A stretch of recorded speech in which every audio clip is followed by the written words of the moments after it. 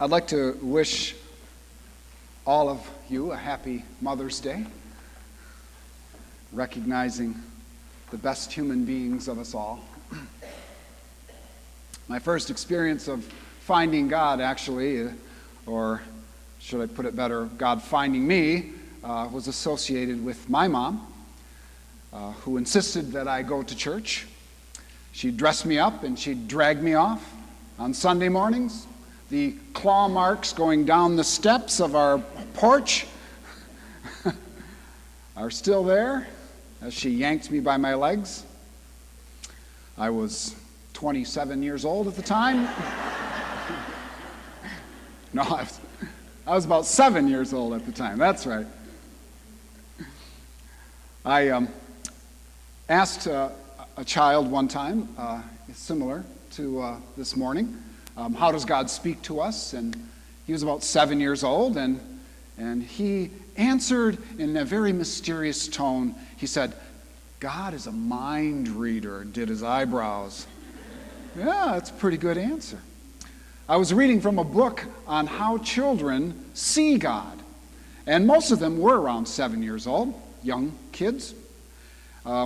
They said things like, God has giant ears, so he can hear everything you say. Or God doesn't sleep because he watches over us all the time. Another said, God lives inside every living thing, so my doctor has seen God when he cuts people open. One kid, who wasn't just 7, but 7 3/4, said, God wears one side pink with a skirt and the other side blue with pants. Sounds very progressive and perceptive. Another said, I call God when I need help with things, but not my homework because Mom says I have to do that all by myself. One kid asked God, is Father Rick a friend of yours, or do you just know him through the business? And another asked God, Grandpa says you were around when he was a little boy. Exactly how far back do you go? And finally, one mother wrote, my 5-year-old son once had questions about whether we can see God. And I replied, well, one way we see God is in other people. Our boy loved this explanation, and he repeated it to others many times. And during a recent visit, a close friend's 3-year-old came up to me after speaking with our son. She put her little hands on my cheeks, and she looked me deeply in the eyes, and she said, I see God. Oh, isn't that sweet? Oh, youth. Now, King David wrote Psalm 23. In his youth, he was a shepherd. The Old Testament tells us he had a heart for God. David described God as his shepherd, as a good shepherd, as our shepherd. Every fourth Sunday of Easter, which is today, we recognize Good Shepherd Sunday. Jesus picked this title as he prepared his disciples for ministry, and every disciple. I am the good shepherd, he said, and you are the wayward, inept, wandering, lost, docile, dumb, domesticated sheep. I'm sorry. Don't take it personally. It is difficult for us to relate to sheep, but I hear they're not the sharpest crayons in the animal kingdom box. Now, a dog I can understand. I can just look at my dog and she's game for anything. Currently, we have 3 rescue dogs. Our little white angelic border collie Sarah, short for Seraph, the little flying creatures that surround God's throne in heaven. We have a big clumsy Aussie named Liza, short for train wreck.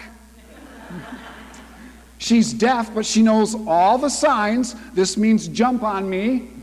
This means bark your head off. This means go ahead and chew another pair of $40 sandals. And we have a scrappy little one-eyed terrier named Toby, who I'm sure lost his eye in a bar fight. We like to call him Toby Lip.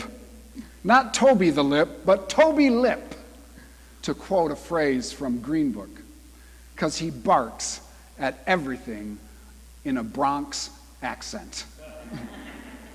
Dogs know your voice. They know the signs. They know when you say their name. They respond to your call. And out in the woods, I watch them chasing chipmunks or running and jumping and barking and getting all wet. And there's no better friend than a wet, smelly, dirty dog, especially when you're wearing nice clothing. And I call and they come back because they know my voice. And they know who I am. And we get back home and we sit on the porch and we just dry off in the sun, just being together side by side. And my dog is there, I know, simply because she likes me, because she has a heart for Rick.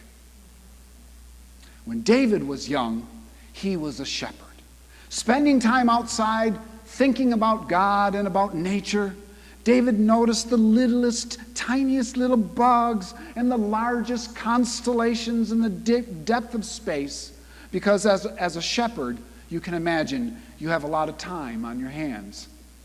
David noticed the movements of the wind swaying the local trees. He noticed the beauty of the sun sparkling on the lake, gleaming.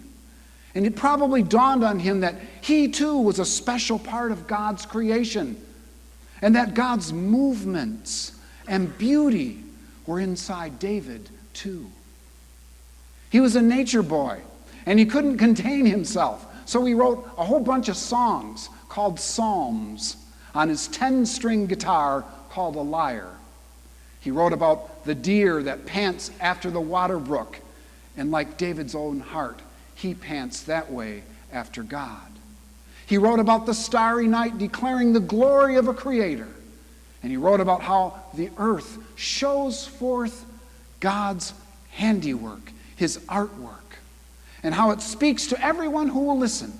I mean, right down to the very intelligent cells of every one of our bodies. We live in a bewildering world. We want to make sense of it, and we ask big questions. Where did life come from? Where is it going? What is my place in it? Is there anything more? Some say, this is all there is. Nothing behind it. There is no more. Is life just a random course of events, a cosmic accident, a static universe? Are all of our kind acts and our just causes and our loving commitments meaningless? Does all the art and the music and the poetry and the science in the world mean nothing? If so, put me down for despair.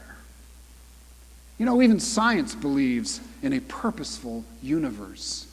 It has a beginning, it has an end, it has movement, connection, design. Personally, I cannot find meaning in a meaningless universe. I would feel like a sheep. I need more. I need a shepherd. As a kid, no pun intended. As a kid, I thought I might want to be a shepherd when I grew up.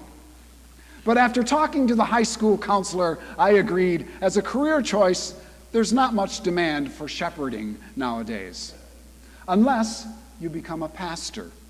Go figure. The English word we get from the Latin word shepherd is pastor. And when the bishop, who comes and visits us every year or so, he's my pastor. And he visits us and he has his crozier, which represents the shepherd staff, which he uses and is used to be used for guiding sheep and smacking unruly priests. But I confess to this day, I still think about being a field shepherd, especially when life gets hectic or complicated or discouraging, or the traffic gets so heavy and it takes me an hour to drive 4 miles on 131 in Grand Rapids.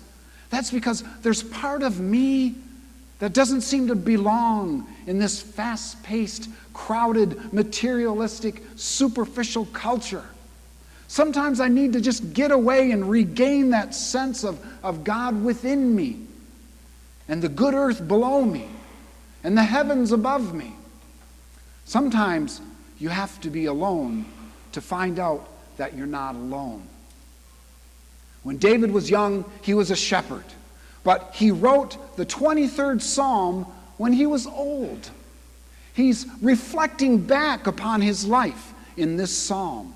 He's speaking from experience, and he's saying, this can be a scary, out-of-control world, I know, but God has stuck with me and led me through each valley, just as God is with you. God is not with the illness or the accident or the shooting or the terrible thing that is happening. God is with you like a good shepherd and will lead you through your valley. This is our deep comfort. This is why the 23rd Psalm is read at so many funerals, why we read it at Masonville Home, and the folks recite the words with us by heart. Because this is our hope.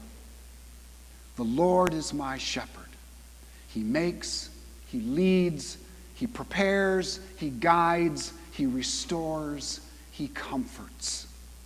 And I personally have proved that God over and over again, like many of you, is a good shepherd.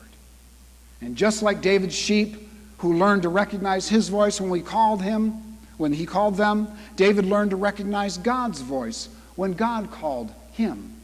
And when we go through our trials, we learn to recognize Christ's voice when he calls us from within and from each other.